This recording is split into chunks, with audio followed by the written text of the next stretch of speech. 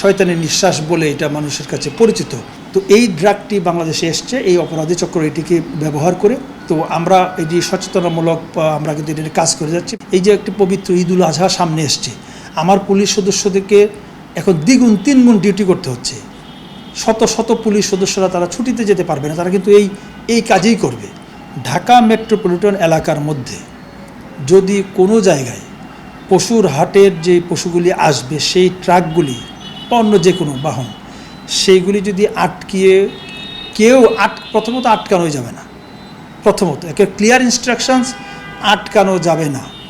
তারপরেও যদি কোনো কারণে কাউকে থামাতে হয়, একেবারে সংক্ষিপ্ত স্বল্পতম সময়ের মধ্যে কাজ শেষ করে ছেড়ে দিতে হবে। কিন্তু চাঁদাবাজি যে কথাটা স্পষ্ট উল্লেখ করেছেন, শূন্য সহিষ্ণুতা, zero tolerance.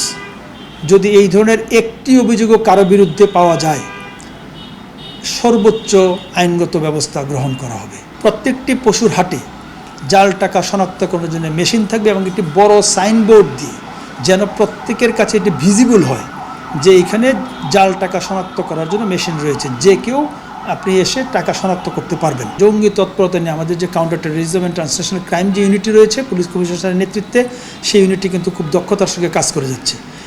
Police commissioner sir পবিত্র ঈদুল আজহার আগের দিন আমাদের যে জাতীয় ঈদগাহ, সেই ঈদগাহ ময়দানে সকাল 10টায় কমিশনার স্যার একটি প্রেস ব্রিফিং করবেন। সেখানে এই বিষয়ে বিস্তারিত কমিশনার স্যার বলবেন। বাট আপনি আমার কাছে যেটুকু জানতে চেয়েছেন, আমি বলবো যে আজকের দিন পর্যন্ত স্পষ্ট একেবারেই মানে কোনো হুমকি, যেটি আপনি বলছেন যে এগুলি সুনির্দিষ্ট, এই ধরনের হুমকি এখন পর্যন্ত নেই। ঈদকে কেন্দ্র করে বা ঈদের সময় বা ঈদের আগে যেন কোনো ধরনের ছিনতাইকারী চক্র মাথাচাড়া দিয়ে উঠতে না পারে, চোর চক্র যেন মাথাচাড়া দিয়ে উঠতে না পারে, সেই বিষয়টি নিয়ে আমরা কাজ করে যাচ্ছি।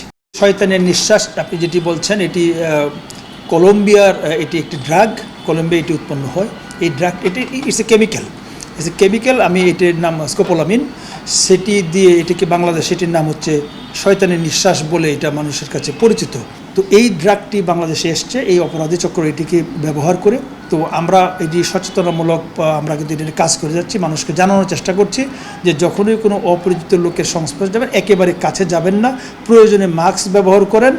প্রয়োজনে যদি মাস্ক ব্যবহার করে তাহলে কিন্তু কিছুটা হলেও প্রতিরোধ করা যায়। এবং এই ধরনের একটি চক্র যেহেতু কাজ করছে, আপনি নিজে সতর্ক থাকেন সো দ্যাট আপনি যেন আক্রান্ত না হন।